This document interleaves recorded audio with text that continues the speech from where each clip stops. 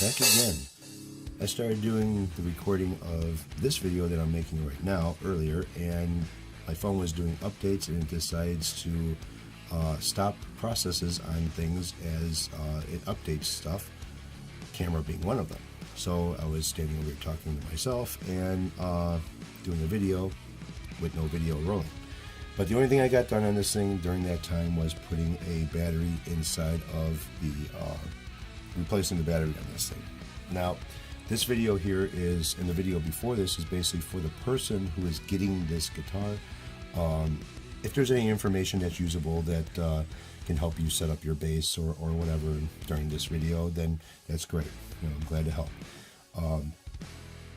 So far all I did with this was replace the battery, so what I want to do is go over some of the things about this as far as setup, you know, where things are set up as, and tuning, make sure that it's still in tune, make sure the intonation is still correct. Now this is an active bass. It's not considered a passive. Even though the pickups are passive, it's got what's called an active EQ on there. So when you plug this into your bass, you want to make sure it's plugged into the active side of your bass, not the passive side. If it's plugged into the passive side, it may be real quiet, or wait, it might be really loud, and also you might get some crackling sounds or some type of noise distortion because of this. So this has got to be plugged into the active side of your bass, not the passive, or your bass amp, I'm sorry. So let's go through this thing a little bit. 34-inch scale. Angus body, maple neck, large frets, and chrome hardware. And there's ESP design pickups. You have a volume, 2 volumes, one for the neck, one for the bridge, and then you have your tone, which is basically an active equalizer for this thing. Now, first thing I want to do is make sure it's tuned up. The last time I played with this guitar was when I did the video for the comparing this with the Ibanez Cinderella video, where I kept on jumping back and forth to different basses. So that's the last time I messed with this. So this probably may be out of tune right now. That was quite a while ago. And it's actually sharp a little bit. A little sharp.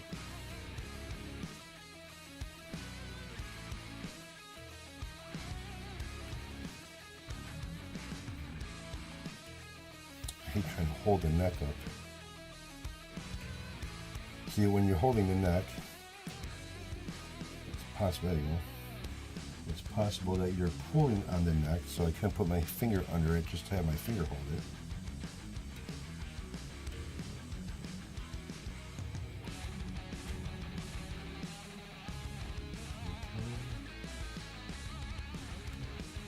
Good. Good. Good. Good.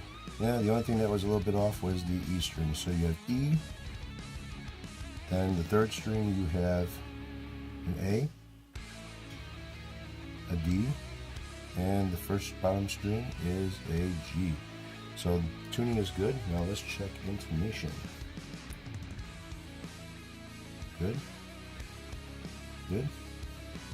Good. Good. All right, let's check for fret noise.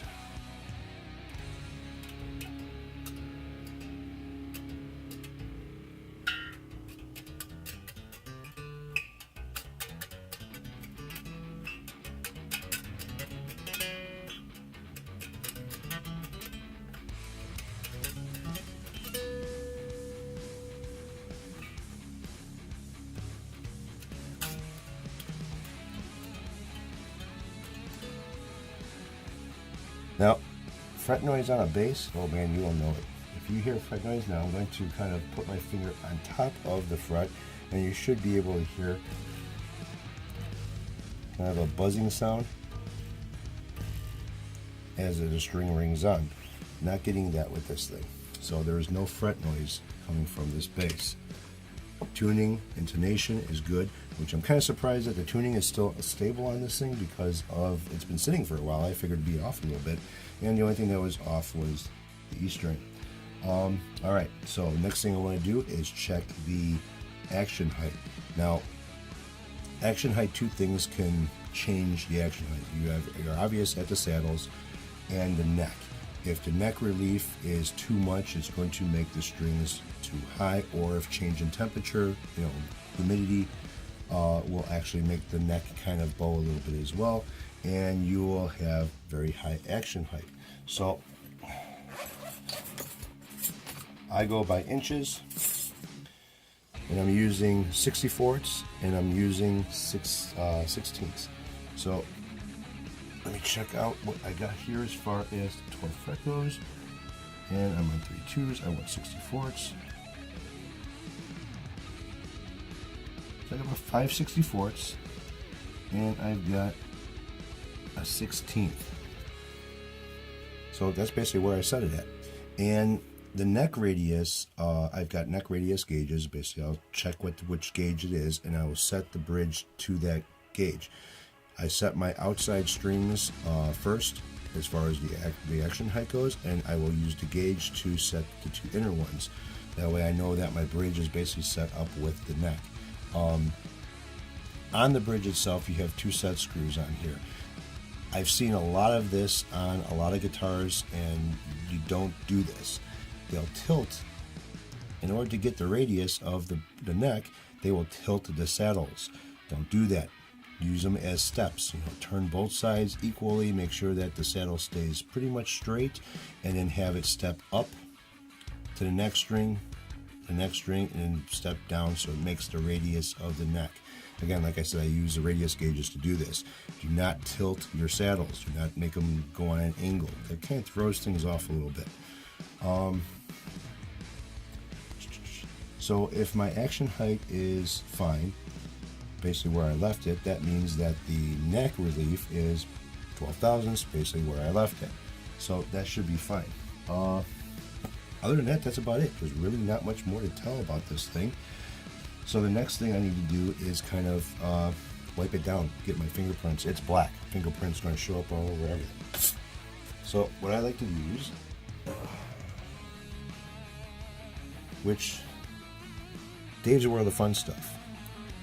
Basically, I saw him using this shit on one of his guitars and just removing some scratches and stuff like that. But I also use this as cleaning and polishing the guitar as well.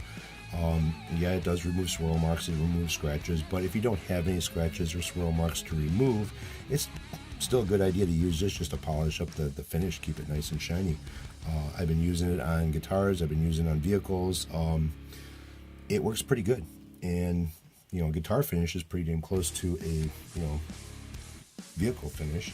So it does not take much of this stuff. Shake it pretty good, pop it open, put a little dab on a microfiber cloth. Now I'm going to throw a microfiber cloth in with this as well, and kind of just now you don't want to do this on a guitar that's got a lot of dust on there, so you kind of want to blow off the dust that's on the guitar body, because black scratches very, very easily, and like I said, under fluorescent lights is not forgiving. So blow the dust off first before wiping it down. Make sure you get all the corners. I know some of you guys are probably like, what the hell have you been doing with all, giving all this shit away and doing this and doing that? Well, to be honest with you, guys are helping me out here, because I've pretty much got myself down to where I want to be as far as how many guitars I want to have with my collection, and without having to go through the trouble of trying to sell them. Now, I don't know if some of you guys, trying to sell shit on eBay or whatever, going over to a music store and shit like that, and my music store doesn't deal with certain guitars. He's more of higher end stuff than anything else, and what I have is I don't even know if it's considered entry level guitars, what I've got, and I've already talked to him about maybe doing trades and stuff like that, and it just, he even says the same thing. It's not worth his time or money for what I've got, because they're not high-end stuff. He deals with high-end equipment. So it's like, okay, that's fine, not a big deal. So with you guys doing what you guys are doing with me, and me kind of giving these things away, it's actually helping me out.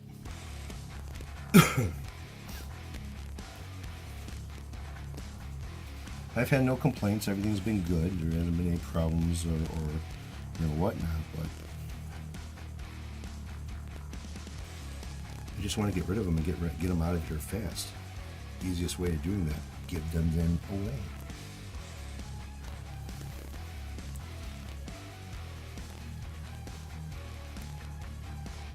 And here's the deal: if I start making guitars, I'm going to have a lot of them sitting around here up until either they sell or whatever I'm going to do with them. And I don't have a lot of room to store a lot of guitars. So this is going to help me with that as well. So again, new finished scratch chapter. This is black paint. And it comes out really nice. Now I just hit my arm on the horn over here. So I've got fingerprints all over it. Alright, so that's that. So basically it's done. Battery's been replaced off camera, sorry. That was my mistake with the stupid phone. Action height's been checked over, been tuned up. Intonation's good, neck is good. Everything is ready to go on this thing. Now to detune it, because I'm not going to pack, never pack a guitar up in tune. I'm always worried about the headstock breaking off or some type of a problem where something happens. So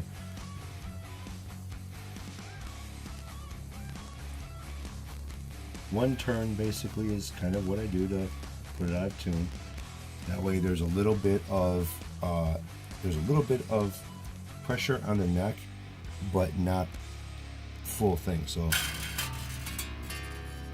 now you got buzz, because I just detuned it and that pulled the neck back. So this is going in its case.